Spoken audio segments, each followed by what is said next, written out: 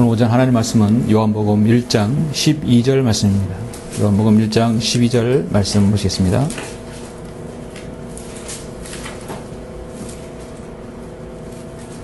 요한복음 1장 12절 봉독해 올리겠습니다. 그러나 누구든지 그를 영접한 사람들에게는 하나님의 아들들이 되는 권세를 주셨으니 즉 그의 이름을 믿는 사람들에게니라. 하나님의 아들이 되는 권세는 그의 이름을 믿는 사람들에게 주신다고 약속하셨습니다. 오늘 오전 설교는 우리는 하나님의 아들들이라, 우리는 하나님의 아들들이라는 제목으로 설교하고 있습니다. 먼저 재미있는 우화 하나를 말씀드리겠습니다. 한 농부가 농사일을 하고 있었는데, 이제 논에서 논을 메고 있었는데, 근데 한 거머리가 농부의 발에 달라붙어서 피를 빨아먹고 있었습니다. 깜짝 놀란 농부가 거머리를 잡아서 딱 죽이려고 하는 순간 거머리가 뭐라고 농부가 한마디 하니까 농부가 놓아줬어요. 거머리는 농부에게 뭐라고 했는데 이렇게 그대로 놓아줬을까요? 거머리는 내 몸엔 당신의 피가 흐르고 있어요. 자신의 몸에 피 흐르고 있다고 합니다. 이 땅에 사는 모든 남자, 특히 아버지에 있어서 가장 마음을 흔들리게 하는 것은 아마도 자신의 피가 누군가에 흐르고 있다. 그것만큼 그 남자를 흔들리는 것은 없을 것입니다. 모든 부모에게 동일한 마음이죠. 이 세상에서 그러한 사랑을 부여해 주신 분이 계십니다. 바로 창조주 하나님이십니다. 우리는 예수 그리스도의 피로 구속받은 하나님의 자녀들이죠. 우리는 하나님과 각별한 사랑 속에서, 관계 속에서 살아갑니다.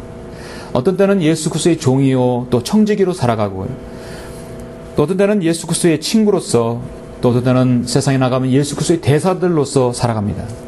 이제 나중에 이후에는 우리가 예수 그리스도의 신부로서 우리가 이렇게 존귀하게 되죠. 그리고 또 이 땅에서 하나님의 아들들로서, 하나님 아버지, 우리는 그의 아들들로서 우리가 가지고 있습니다. 그 직분을 가지고 있습니다. 저는 그 중에서 하나님의 아들과의 관계에 대해서 설교를 하려고 합니다. 가끔씩 목욕탕에 가면 아버지가 아들을 데리고 등을 미는 것을 보게 되죠. 참으로 남자지만 너무너무 사랑스럽게 아끼고 대견하게, 그리고 어루만지면서 막 이렇게 등을 밀어주는 것을 봅니다. 때로는 그런 마음이, 아버지의 마음이 어떨까 한번 생각해 봅니다. 아마도 밀 때는 이 아이 몸에는 내 피가 흐르고 있다는 것을 느낄 것이죠. 나로 인한 그 씨에 하나님께서 축복해 주셔서 낳은 씨의 결과입니다. 다른 이유는 없습니다. 잘생기건 못생기건 똑똑하건 똑똑하지 못하건 그거는 그 아버지에게 중요한 게 아니에요. 그 아들에게 있어서 자신의 피가 흐르고 있다는 거예요. 바로 여러 아버지 같은 마음으로 하나님께서 우리를 돌보시고 지켜보시는 분이십니다. 바로 우리를 구원하신 하나님 아버지가 그러신 분입니다. 하나님 아버지와 우리 자녀들과의 관계는 너무도 우리는 잘 알지요. 과연 우리는 그런 권세를 가지고 있는 것인가? 그런 변함없는 사랑을 하나님으로부터 받고 나는 하고 있는 것인가? 오늘 오전 우리는 한번 그런 말씀을 숙고해 보고자 합니다. 오늘 본문은 너무도 잘 알려진 말씀이죠. 복음을 전파할 때, 복음을 전한 후에, 또 우리 그리스도인이 된 후에도, 우리가 주님을 섬길 때에도, 우리가 순례자의 길을 다 마치고 이 땅을 떠난 후에도 어떤 상황에 처한 그리스도인에게 정말로 이루어 확신이 되는 말씀이 바로 오늘 요한복음 1장 19절의 말씀일 것입니다. 예수 그리스도를 여러분의 그 복음을, 구원의 복음을 전파할 때도 누구든지 그를 영접한 사람들에게는 하나님의 아들들이 되는 권세를 주셨으니 즉 그의 이름을 믿는 사람들이니라. 구원받은 우리에게도 동일하게 다시 한번 말씀을 통해서 우리는 힘을 얻습니다. 그를 영접한 사람들에게는 하나님의 아들들이 되는 권세를 주셨다고 성경은 말씀합니다. 즉 그의 이름을 믿는 사람들이니라. 임종한 순간에 그 사람에게 유일하게, 그 임종할 이 세상에서 이제 임종 순간에 그 사람의 가장 적절하고 가장 그들에게 힘이 될 수 있는 구절이 또 요한복음 1장 12절이 아닌가 생각합니다. 누구든지 그를 영접한 사람들에게는 하나님의 아들들이 되는 권세를 줬으니 즉 그의 이름을 믿는 사람이니라. 참 너무도 귀한 말씀이죠. 태초에 말씀이 계셨습니다. 그 말씀이 하나님과 함께 계셨으니 그 말씀은 하나님이셨느니라. 그 말씀이 태초에 하나님과 함께 계셨느니라. 만물은 그에 의하여 지은 바 되었으며 이미 지은 받은 것 가운데 그가 없이 지어진 것은 아무것도 없더라. 그분 안에 생명이 있었으니 그 생명은 사람들의 빛이라. 그 빛이 어두움 속에 비치어도 어두움은 그것을 깨닫지 못하더라. 그 빛은 바로 세상의 빛이신 예수 그리스도이셨습니다. 세상으로 들어오는 모든 사람에게 비치는 참 빛이 있었으니 그가 세상에 계셨고 세상이 그에 의하여 지은 바 되었으나 세상은 그를 알지 못하더라. 주님께서 이 땅에 오셨을 때는 세상은 그를 알지 못하였고 그 빛을 알아보지 못했습니다. 그가 자기 백성에게 오셨으나 자기 백성이 그를 영접하지 아니하더라. 주님은 이제 그 누구를 막론하고 파격적이고 무제한적인 초청을 합니다. 누구든지 그러나 누구든지 그를 영접한 사람들에게는 하나님의 아들들이 되는 권세를 줬으니 즉 그의 이름을 믿는 사람들이니라. 여러분, 모든 변개된 성경에는요, 개역 성경 모든 성경에는 이 후반부에 즉 그의 이름을 믿는 사람들에게니라 이 구절이 삭제되었습니다. 삭제시켜버렸어요. 이 귀한 구절의 후반부를 삭제시킨 것은 엄청난 선교 변개요. 이거는 엄청난 죄악이며 이건 보통 범죄가 아닙니다. 하나님의 아들들은 권세를 받는 방법을 삭제시켜버린 거예요. 즉 그의 이름을 믿는 사람들에게 그 삭제시킴으로써 하나님의 아들들은 권세를 어떻게 받는지를 알지 못하게 만들어버렸어요. 이게 바로 여러분 변개된 성경입니다. 하나님의 아들 되는 방법을 없애버린 것은 누군가가 마귀의 자녀들이 지독하게도 하나님의 아들 되는 권세 되는 그것을 싫어하기 때문입니다. 마귀의 자식들이죠. 하나님의 아들들과 관련해서 우리가 반드시 우리가 알고 넘어갈 것은 하나님의 아들들은 구약에서 제시되죠. 여전히 동일하게 신약에도 제시되는데 구약에서 하나님의 아들들은 천상의 존재들입니다. 그들은 한때 창세기 6장에서 하나님의 노아의 홍수 이전에 하나님의 아들들이 사람들의 딸들이 아름다운 것을 보고 그들이 택한 모든 자들을 아내들로 삼으니라. 그 당시에 땅에는 거인들이 있었고 그 후에도 있었으니 즉 하나님의 아들들이 사람의 딸들에게 들어와서 그녀들이 그들에게 자식을 낳았을 때며 그들은 옛날의 용사들로 유명한 사람들이었더라 했습니다. 비정상적인 출생, 비정상적인 성장, 거기서 거인들이 나온 것이죠. 욥기에서 보면 분명히 이들이 어떤 존재인지를 알려줍니다. 하루는 하나님의 아들들이 와서 주 앞에 섰고 사탄도 그들 가운데 왔더라. 자, 하나님의 아들들이 천상의 존재에 있었다는 사실. 언제 새벽별들이 함께 노래했으며 하나님의 아들들이 모두 기뻐서 소리쳤느냐. 구약에서 하나님의 아들들이 나오면 천상의 존재입니다. 타락한 천사들입니다. 오늘날 많은 신학자들이 창세기 6장에서 하나님의 아들들을 경고하는 셋의 계보라고 거짓말합니다. 이미 아담의 후예들은 모두 다 죄 가운데 있는 죄인이라는 사실을 간과하는 것입니다. 그리고 구약에서 유일하게 하나님의 아들들이 또 용어가 나오는데 사람일 경우에 한 번 있어요. 그 경우가 어떤 경우냐면 호세아 1장에서 제시되는데 여기에서 하나님의 아들들이 딱 한 번 나와요. 선지서에서. 자, 이들은 누구인가? 이들은 천상의 존재는 아니에요. 그런데 이들 하나님께서 유일하게 한 번 딱 언급하셨어요. 바로 이스라엘의 자손들을 얘기하는 것이죠. 나중에 주님께서 재림하실 때 회복될 이스라엘을 향해서 하나님 아들이라고 한 번 하셨어요. 그러나 이스라엘 자손의 수가 바다의 모래같이 되어서 측정할 수도 없고 셀 수도 없게 되리라. 전에 그들에게 말하기를 너희는 내 백성이 아니라 했던 그곳에서 너희는 살아계신 하나님의 아들들이라고 말하리라. 회복될 때 한 번 그렇게 언급하셨습니다. 그때 유다 자손과 이스라엘 자손이 함께 모여 자기들에게 한 우두머리를 세우고 왕이죠, 다윗 왕이죠. 그 땅에 올라오리니 이는 이스라엘의 날에 클 것임이라. 이제 아마게돈 전쟁이 끝나면 주님은 하나님의 아들들, 이스라엘 백성들을 회복시킬 것이라고 예언하고 있습니다. 그렇다 한 번 언급하고 있어요. 그러나 창세기에서 욥기에서 나오는 모든 하나님의 아들들은 천상의 존재입니다. 지금 현재 반역의 반역을, 불순종의 불순종을 거듭하지만 그들은 대환란 때 엄청난 고난을 당하고 나서 그때서야 비로소 회복될 것입니다. 그리고 신약에서 하나님의 아들들이 나오는 것이 바로 여러분들입니다. 요한일서 3장 1절에 보라 하나님께서 어떠한 사랑을 우리에게 주셔서 우리로 하나님의 아들이라 불리게 하셨는가. 생각해 보십시오. 저와 여러분 같은 참으로 죄인들에게 그 어떤 사랑을 하나님께서 여러분에게 허락하셨기에 여러분이 하나님의 아들들이라는 이름으로 여러분 그 이름을 부여받게 되었습니까? 이 자체는 참으로 놀라운 사실입니다. 우리 자신의 이름이 하나님의 아들들이라 이름을 부르게 되었습니다. 세상이 우리를 알지 못하나니 이는 세상이 그분을 알지 못했기 때문이라. 그러나 유일하게 그분을 마음의 구주로 영접한 그 사람들에게 하나님께서 하나님의 아들들이라 불리게 하셨다는 것입니다. 에베소서 2장에 보면 우리는 어떤 사람들이었습니까? 전에는 너희가 그것들 가운데서 이 세상의 풍조를 따르고 공중 권세의 통치자 곧 지금 불순종의 자녀들 안에서 역사하는 영을 따라 행하였다고 말씀합니다. 그들 가운데서 우리가 이전에는 우리 육신의 정욕들 가운데서 행하였으며 육신과 마음의 욕망들을 이루어 다른 자들과 마찬가지로 본래 진노의 자녀였느니라. 우린 진노의 자녀였습니다.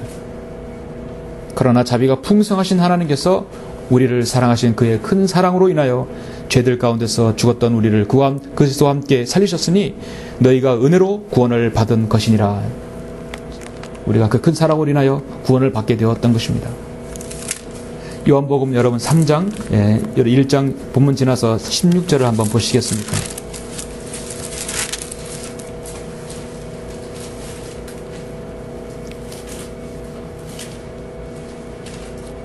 모든 복음을 여러분 예수 그리스도의 은혜의 복음을 전할 때 대부분 요한복음 3장 16절을 제시하고 있죠. 재직 만화 전도제라든지 우리 교회 전도제는 모든 공통된 말씀이 있어요. 반드시 요한복음 3장 16절에 대부분 다 기록되어 있습니다. 하나님께서 세상을 이처럼 사랑하셔서 그의 독생자를 주셨으니 이는 그를 믿는 사람은 누구든지 멸망하지 않고 영생을 얻게 하려 하심이니라.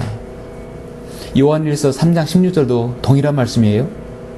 요한복음 3장 16절도 동일하고요. 하나님께서 자기 아들을 세상에 보내신 것은 세상을 정죄하려 하심이 아니에요. 그를 통하여 세상이 구원받게 하려 하심이니라. 진실로 영접하고 하나님 말씀에 순종하는 자들은 하나님께 반드시 그 사람을 아들로 삼아주십니다. 마르틴 루터는 요한복음 3장 16절의 말로 성경의 심장이요 복음의 축소판이라고 말한 적이 있습니다.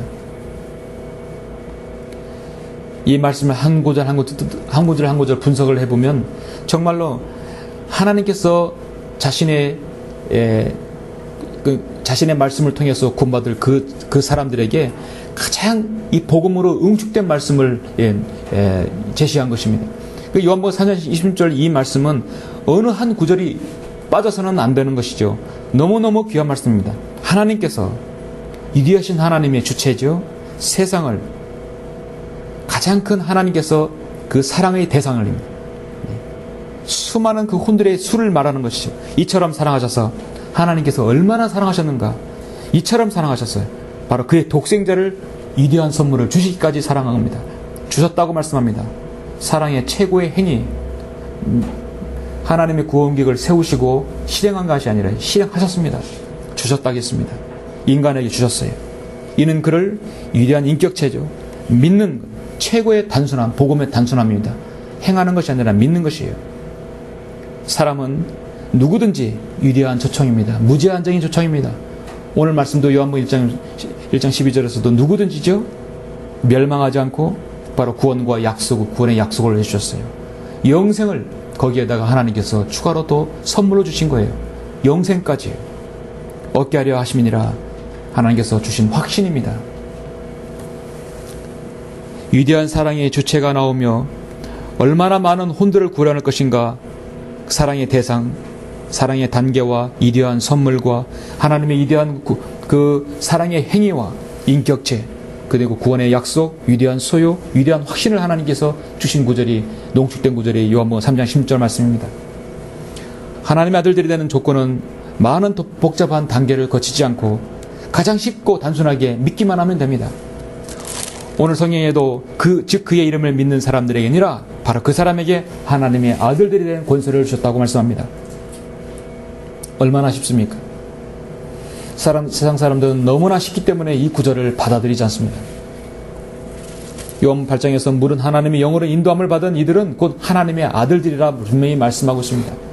예수 그리스도의 영이, 하나님의 영이 우리 안에 들어오시면 우리는 영은 거듭나게 돼요.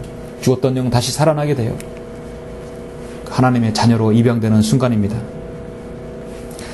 불가능은 없다고 호기를 부리던 영웅 프랑스 나폴레옹은 한창 득세하고 있었을 때 어떤 기회를 얻어서 제 병사가 다음과 같은 질문을 하게 되었어요.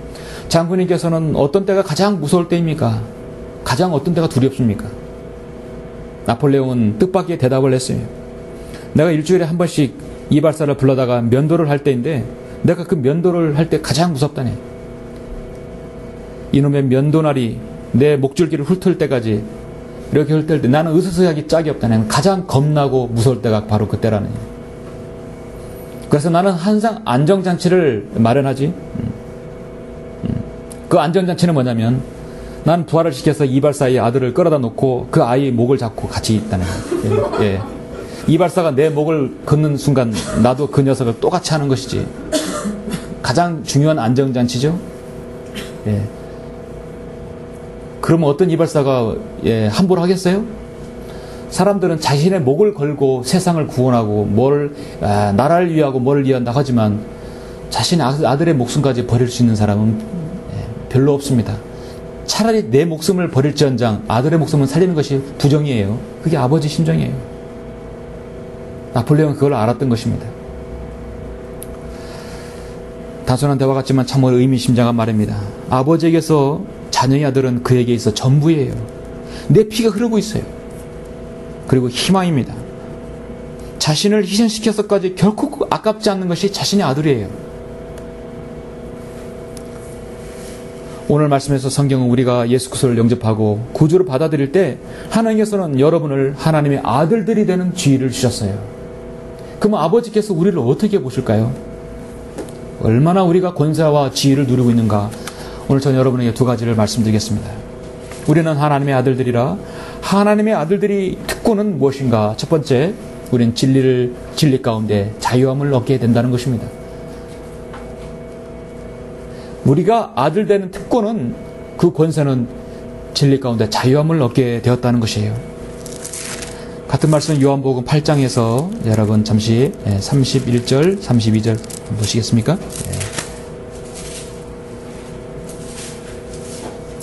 요한복음 8장 31절.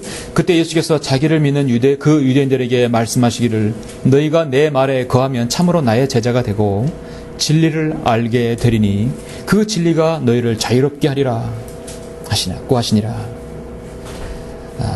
저는 개인적으로 예수 그리스도를 알고 정말 진리를 알게 되었고 그 진리가 저를 자유롭게 했습니다. 여러분, 이 말씀이 여러분 말씀에서 끝나는 것이 아니라 실질적으로 여러분의 생애에 자유로움을 주실 것을 확신합니다. 여러분 자유함 얻으셨죠? 저는 첫 번째 새벽 기도로부터 자유함을 얻은 사람입니다. 우리는 주님을 만남으로 인생이 변한 사람들입니다. 여러분의 가치관과 목적과 세상을 살아가는 힘과 이로와 능력들, 그 무엇보다도 영생을 얻는 이치인 진리를 알게 된 것입니다. 여러분은 구원받은 이상, 그리스도인이 된 이상, 이 성령으로 믿는 교회에 들어온 이상 그 누구보다도 가장 가치 있는 삶을 살게 되는 것이에요. 세상 친구가 알지 못하는 그 진리를 알게 된 사람들이에요. 영생을 얻게 되었죠. 여러분은 하나님의 아들들이라는 특권을 얻게 되었습니다. 하나님께서 그걸 권세라고 말씀하고 있어요. 말씀은 우리는 진리를 알고 수많은 거짓 교리로부터 자유함을 얻게 되었어요. 여러분 이렇게 오전에서 말씀 공부하면서도 우리가 이 진리의 말씀을 알므로써 얼마나 많은 이 세상 거짓 교리로부터 여러분 자유함을 얻게 되었습니다. 정말 여러분 한번 거짓 교리로 빠지면 그 인생은 황폐합니다. 가정이 망하고 자신의 인생은 물론 모든 것이 다 완전 뒤죽박죽이 돼버려요. 여러분 가정이 바른 하나님의 말씀으로 붙들고 말씀으로 여러분 진리를 가운데 서 있다면 그 가정은 살 수 있어요. 가장이 가장 중요합니다. 그 아버지가 가장 중요합니다. 우리 교회는 희망이 있습니다. 여러분 가정의 아버지가 이렇게 딱 여러분 진리로 붙들고 계시죠. 아버지가 흔들리면 자녀 다 흔들립니다. 우리는 진리를 알고 세상에서 하나님의 아들들을 살아가는데 자유함을 얻습니다. 구약의 대제사장은요, 지성소에 들어가게 돼요.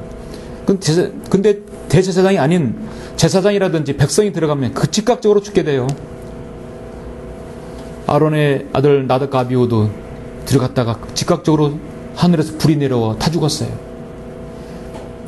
대제사장만 지성 들어가서 하나님과 대면하고 제 백성의 죄를 대신 다 아래서 용서받게 되는 겁니다. 피를 뿌려야 돼요. 자비석에.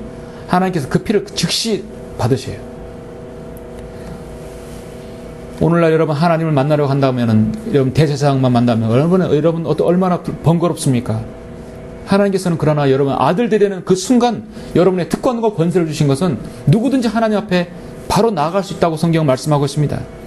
히브리 10장 19절에서 그러므로 형제들아 우리가 예수의 피로 인하여 담대하게 지성소로 들어간다 했어요. 그러므로 우리가 은혜의 보좌로 담대히 나아가자. 이는 우리가 자비를 얻고 필요한 때에 도우시는 은혜를 발견하기 위함이라. 그 은혜를 얻기 위해서 우리는 직접적으로 나갑니다. 우리 주님께서 이러한 구속사역을 이루실 때 예수님께서 하나님께 기도하실 때 내용이 뭐냐면 아바 아버지라고 했어요. 아바 아버지께서는 모든 것이 가능하시오니 이 잔을 내게서 옮겨주옵소서. 그러나 내가 원하는 대로 하지 마옵시고 아버지께서 원하는 대로 하옵소서. 마가복음 14장 36절에서 유일하게 아바 아버지라고 말씀하고 있습니다. 여러분도 아바 아버지라 부를 수 있죠? 너희는 다시 두려워하는 종의 영을 받지 아니하였고 양자되는 영을 받았으므로 그에 따라 우리가 아바 아버지라 부르짖느니라. 여러분 기도하실 때 하나님, 전능하신 하나님 다 좋습니다. 아버지를 붙여야 합니다. 너희가 아들들이므로 하나님께서 자기 아들의 영을 너희 마음속에 보내시어 아바 아버지라 부르짖게 하셨느니라. 갈라디아서 4장 6절에서 말씀하고 있어요. 평범한 신분으로 청와대에 가서 대통령 만나려고 하면 만날 수 없어요. 쉽게 예약도 안 되고 아무나 들여보낼 수 없어요. 대통령이 얼마나 귀한 사람인데, 그의 몸이 얼마나 귀한 사람입니까? 얼마나 많은 경호원들이 대동하고 다닙니까? 한번 뜨면 여러분 비행기 헬리콥터 얼마나 많이 뜨고 있습니까? 국가 중요 요인이기 때문입니다. 테러로부터 여러모로 방지하기 위해서도 있지만 한가하게 보통 사람들 만날 수는 없어요. 그만큼 나라에서 그 사람을 존귀하게 여겨주는 것이에요. 그럼 그만큼 일을 또 해야 되겠죠? 간혹 그의 특별한 부름을 받아 대면하는 국무위원들도 예약을 하고 미리 얘기해서 지나가는 것이 대통령이 원할 때 만날 수 있는 것입니다. 개인 사정이 아무리 급하고 만나고 싶어도 대통령 쉽게 만날 수 없어요. 삼엄한 경호 속에서도 또 생활하기 때문에 쉽게 그 생활을 알 수도 없습니다. 대통령 선거에서 당선이 되면 여러분 아시죠? 올해도 대통령 선거가 있는데요. 대통령 당선자가 되면 그 사람 바로 즉시 신분이 바뀝니다. 바로 즉시 경호원들, 차량들 대동하고 다녀요. 덩달아 아들도 신분이 바뀌죠. 대통령 당선자 그 아들들은 그 아들이 뭘 하겠어요? 배우건 몇 배우건 노숙자건 관계없어요. 아들이라는 그 신분 하나만으로 아들이 같이 청와대에 들어가는 것이에요. 그러나 여러분 어떻습니까? 예수 그리스도의 보혈로 우리는 온 우주를 통치하시는 영원한 왕이신 만왕의 왕이신 예수 그리스도를 여러분의 마음에 구주로 영접한 사람들이고 바로 그분의 하나님의 아들입니다. 그 위대한 특권을 우리가 받은 사람이에요. 그 누구도 비교할 수 없는 권세를 여러분 가지신 분들입니다. 여러분 믿으십니까? 예. 그 귀한 피는 모든 죄들로부터 영원한 구속을 묻는 죄인이 하늘의 지성소에 담대히 나갈 수 있는 권리를 여러분에게 주신 것입니다. 그래서 여러분의 골방에서, 여러분 기도의 재단에서 수요 기도 모임 때 기도하실 때 즉시 여러분께서 엎드려 기도하실 때는 즉시 여러분의 영은 쫙 저 셋째 하늘의 보좌로 바로 나아가는 거예요. 예. 주님과 대면하는 거예요. 얼마나 귀한 시간입니까? 예수 그리스도의 완전한 의를 소유한 아들들로서 여러분 인정받았기 때문에 우리 그리스도인의 변함없는 영적 지위가 생긴 것입니다. 하늘의 지성소에 나아갈 자격이 있는 사람들이 바로 여러분들입니다. 반드시 예수 그리스도의 보혈로 구원을 받은 사람들만이 나아갈 수 있습니다.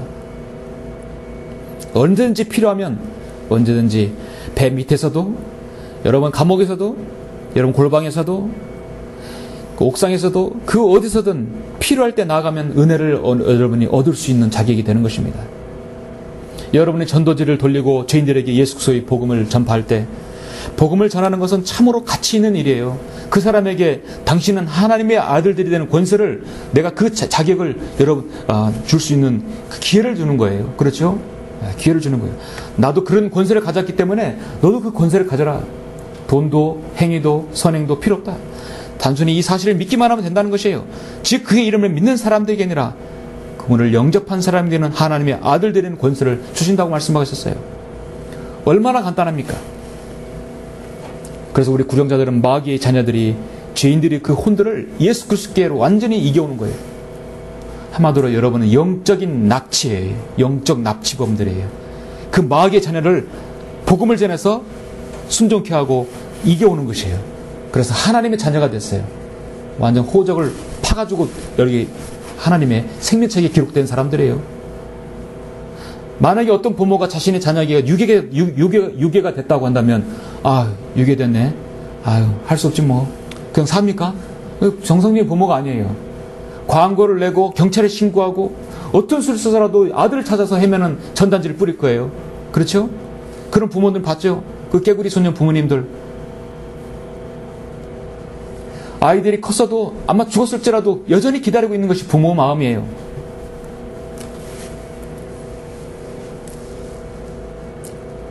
그러면 마귀가 자녀가 마귀가 자신의 자녀를 뺏겼을 때, 예수 그리스도의 복음을 전해서 우리가 뺏겼어요. 가만히 있을 것 같습니까? 여전히 공격하죠. 왜 공격합니까?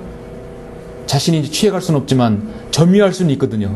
여전히 마귀의 자에서 하나님의 자녀로 옮겨졌지만 여전히 점유해서 이 세상에서 하나님의 아들들로 살지 못하게 만들어버리는 거예요. 구원받는 걸 의심케 한다거나 여전히 세상의 죄들로 물들게 해서 하나님의 아들의 마귀의 자식으로 여전히 살아가게 하는 거예요. 구원은 받았지만 여전히 세상 죄인과 똑같이 사는 것이에요. 마귀가 바로 원하는 거예요. 그 사람의 의지로 예수님을 영접하는 것은 마귀도 막을 수 없어요. 그러나 구원받은 이후 여전히 죄 가운데 살아가게 하는 것이 마귀가 원하는 것입니다. 마귀는 어떻게 해서라도 보복을 하려고 우는 사자가 기다리고 있고 삼킬절을 찾아 돌아다니는 것이에요. 우리는 하나님 아들들이라. 하나님 아들들의 특권은 무엇입니까? 두 번째는 아버지의 돌보심이 있습니다. 누가복음 12장, 여러분 12절 잠깐 보시죠.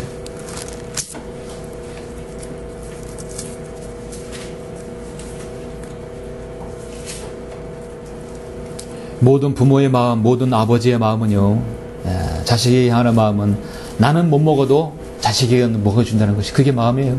나는 못 배워도 자식에게는 알려준다는 것이에요. 나는 못 가져도 자식에게 준다는 것이 우리 특히 한국 사람 부모 아닙니까? 그런 마음을 하나님께서 주신, 특히 우리 그리스도인 부모님은 더 그럴 것이에요. 우리 누가복음 12장 12절 31절 보시죠.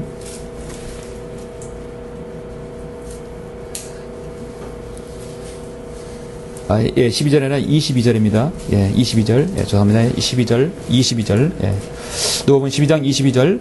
또 제자들에게 말씀하시기를 그러므로 내가 너희에게 말하노니 너희 목숨을 위하여 무엇을 먹을까 또 몸을 위하여 무엇을 입을까 염려하지 말라. 염려하지 말라. 목숨이 음식보다 중요하며 또 몸이 의복보다 중요하니라. 까마귀들을 생각해보라. 그들은 뿌리거나 거두지도 않으며 저장고나 곡물 창고도 없지만 하나님께서는 그들을 먹이시느니라. 너희는 그 새들보다 얼마나 더 귀하냐. 욥기 38장에서 동일하게 말씀하고 있어요. 너희는 그 새들보다 얼마나 더 귀하냐. 우리는 여러분 힘드실 때, 어려우실 때, 기도하실 때 이 말씀을 한번 되새겨 보십시오.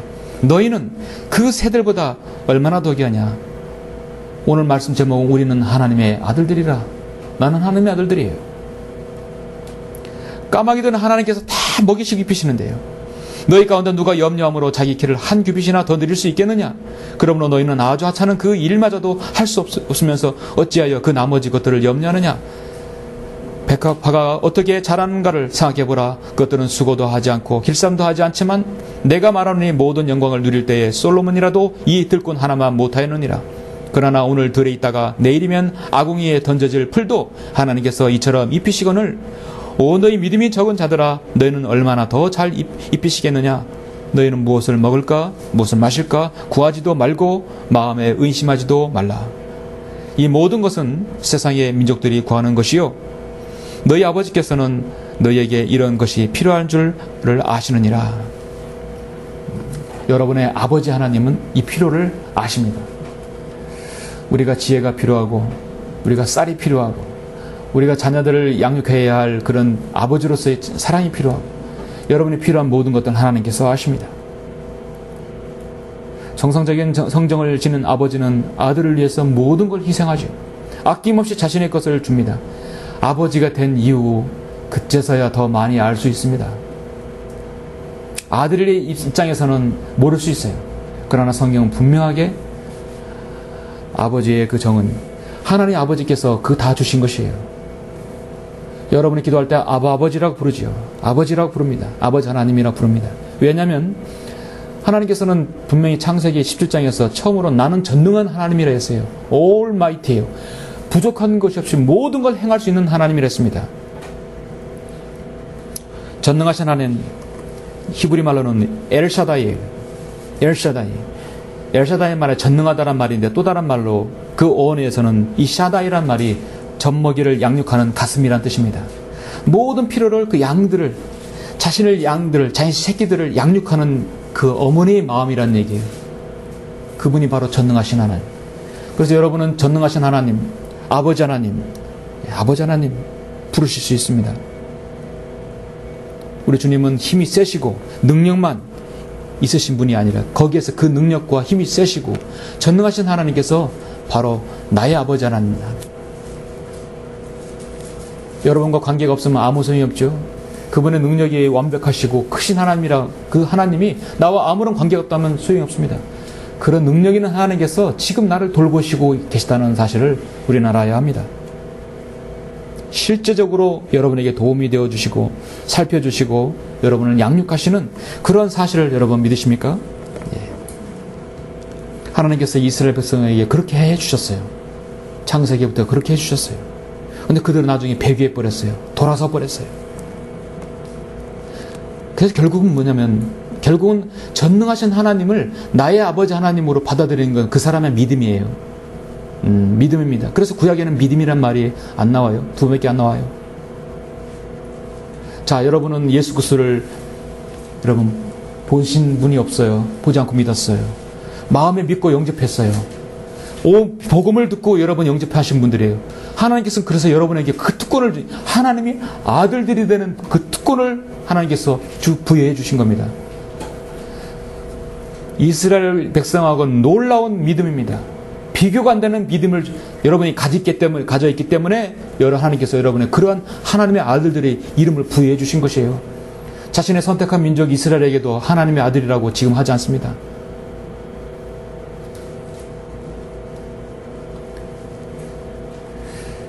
그러나 나의 하나님께서 그리스도 예수를 통하여 영광 가운데서 그의 풍요함을 따라 너희의 모든 필요를 채워주실 것이라. 우리가 구하는 것이나 생각하는 것보다 훨씬 더 풍성하게 행할 수 있다고 에베소 3장 20절에 말씀하셨고 빌보서 4장 19절에서 모든 필요를 아버지 하나님께서 그 영광 가운데서 풍요 가운데서 채워주신다고 말씀하셨습니다.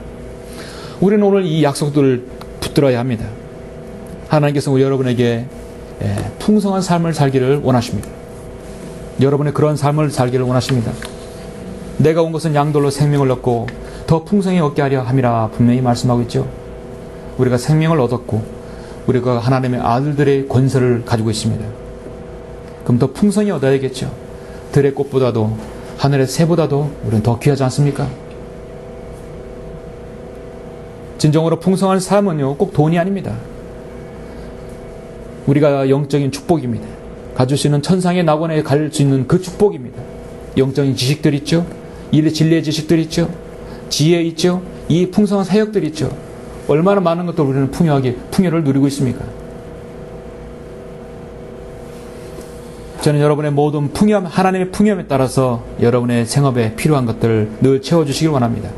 그것이 저로부터 시작하고 또 여러분 개인으로부터 시작하기를 원합니다. 우리 자신이 그 증인이 되어야 할 것입니다.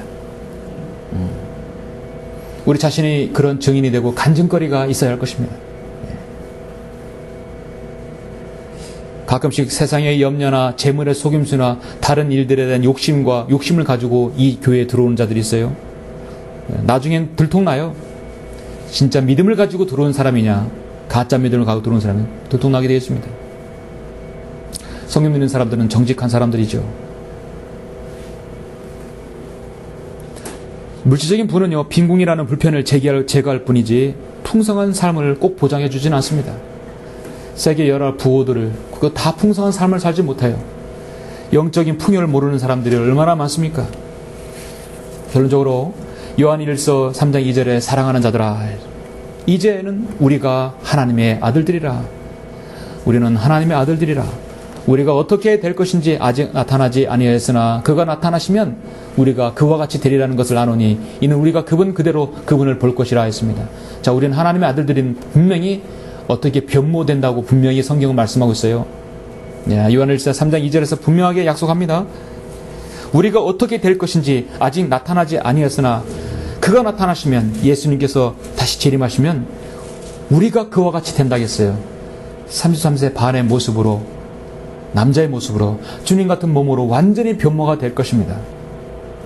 먼저 그리스도 안에서 죽은 자들은 살아날 것이고 우리는 휴가 될 것입니다. 주님은 벽을 통과하셨고 셋자늘과 갔다 올 때 불과 몇 분도 걸리지 않았었어요. 주님은 생식가서 생선도 먹으셨죠? 예, 드셨어요? 부활한 이후에. 우리는 어디든지 나중에 부활한 주님의 같은 몸을 입으면 공간 이동도 할 수 있을 것입니다. 먹을 수도 있을 것입니다. 우리는 천년왕국 때 참으로 이 땅에서 고사한 모든 것을 다, 대가를 다 받을 것입니다. 이것이 바로 우리 부활의 소망이에요. 이 일이 올해 이루어질지 내년에 이루어질지 우리는 모르지만 우리는 곧 이루어질 것이라고 믿습니다. 그래서 성경에 있는 모든 그리스도인이 하나 같은 소망이 무엇입니까? 형제들아, 잠든 자들에 관하여는 너희가 모르게 되는 것을 원치 아니하노니 이는 너희가 소망이 없는 다른 사람들과 같이 슬퍼하지 않게 하려는 것이라. 예수께서 죽었다가 다시 살아난 것을 우리가 믿는다면 그와 같이 하나님께서는 예수 안에서 잠든 자들도 그와 함께 데리고 오시리라. 주께서 호령과 천사장의 음성과 하나님의 나팔소리와 함께 하늘로부터 친히 내려오시리니 그러면 그리스도 안에서 죽은 자들이 먼저 일어나고 그리고 나서 살아남아있는 우리도 공중에서 주와 만나기 위하여 그들과 함께 구름 속으로 끌려올라 가리니 그리하여 우리가 영원히 주와 함께 있으리라. 그러므로 이러한 말로 서로 이루어라. 이제는 우리가 하나님의 아들들이라. 그가 나타나시면 우리가 그와 같이 되리라는 것을 우리는 기다리고 있습니다. 이것이 바로 우리가 이 땅에서 세상 사람들이 절대로 가질 수 없는 복된 소망인 것입니다. 성도 여러분, 이제 저는 성경에서 가장 훌륭한 지도자 중에 한 사람의 그 아들들을 소개하고 설교를 마무리하겠습니다. 여러분, 예수 그리스도의 많은 예표들 가운데 가장 많은 또 예표들 중에 하나 가지고 있는 사람이 모세지요. 모세는 이방 여인을 얻었었죠. 예수 그리스도께서 우리 이방인을 신부 삼은 것과 동일합니다. 모세에게 아들이 둘이 있었어요. 역대기상 23장 15절은 모세의 아들들은 게르솜과 엘리에셀입니다. 모세는 40세 미디안 광야로 도망해서 40년 동안 연단 받은 후 훈련받아서 이스라엘 지도자가 80세에 되었어요. 미디안 제사장이 이두로의 딸 십보라와 결혼해서 두 아들을 낳았는데 맏아들은 게르솜이고 둘째 아들은 엘리에셀입니다. 자, 게르솜이란 말은 이방인의 나그네란 뜻이에요. 이방인의 나그네. 순례자죠. 정확히 우리가 맞죠? 엘리에셀의 이름은 뜻은 하나님은 나를 돕는 분이에요. 하나님은 나를 돕는 분이시에요. 우리는 이 땅에서 순례자와 나그네 같은 사람입니다. 우리는 갈 곳이 없는 게 아니라 갈 곳이 있는 우리는 순례자들이에요. 반드시 가야 할 본향이 있는 사람들이에요. 노숙자들은 갈 곳이 없어요. 근데 우리는 순례자들이에요. 이 험난한 거친 광야 같은 세상에서 우리는 분명하게 갈 곳이 있는 사람들입니다. 우리 인생은 이 나그네처럼 살아가지만, 순례자처럼 살아가지만 하나님 일을 하다가 반드시 본향으로 돌아가게 됩니다. 그러나 이 땅에 있는 동안 우리는 바로 엘리에셀처럼 하나님의 도우심 가운데 살아갈 수 있는 사람들이에요. 주님께서 우리의 동행자가 되어준다고 약속해 주셨습니다. 하나님은 나를 돕는 자라 했어요. 우리는 가야 할 곳이 있는 순례자들입니다. 바로 모세의 아들들, 두 아들이 바로 그와 같은 이름이에요. 바로 우리와 같은 이런 처해진 상황인 것입니다. 모세에게 게르손과 엘리에셀 두 아들들은 뗄래야 뗄 수 없는 관계예요. 우리는 이 땅에서 나그네로 순례자로 살다가 가야 할 곳이 있는 사람들입니다. 반드시 이 땅에서 또 주님의 아버지 하나님의 돌보신 가운데 있어야 할 사람들입니다. 세상에서 가장 불쌍한 사람이 돌아갈 본향이 없는 사람들이에요. 그리고 이 땅에서 하나님의 돌보심이 없는 사람들, 하나님께서 고개를 돌려버리는 사람들. 그래, 네 멋대로 살아라 내버려 두는 것이에요. 가장 비참한 사람들입니다. 여러분의 인생은 어떻습니까? 여러분 돌아갈 본향이 있으십니까? 예. 아버지 하나님의 돌보심 가운데 살아가십니까? 예. 여러분 그런 권세를 가지신 분이고 그런 여러분 자격을 받으신 분들입니다. 마지막으로 여러분 빌립보서 2장 15절 읽고 마치겠습니다.